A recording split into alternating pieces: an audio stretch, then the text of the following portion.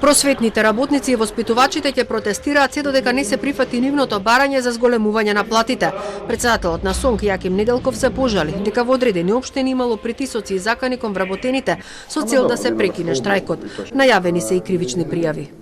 Имаме особено изразена ситуација во детските градинки во општината Центар, во општината Карпош во градинката Орце Николов, во општината Валандово, во општината Гевгелија и во некои други општини кои што има помал број на штрајкувачи кои што морале да бидат на своите работни места иако се во штрајк. Се води во правец на реваншизам и на вршење на притисок и уцени на оние кои што штрајкуваат да прекинат со штрајк.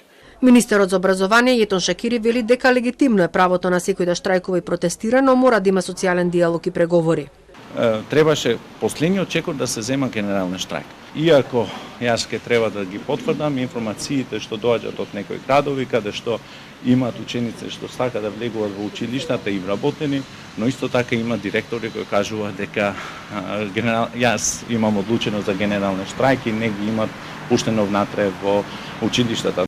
Од Министерството веруваат дека децата ќе бидат згрижени во градинките и во текот на утрешниот ден.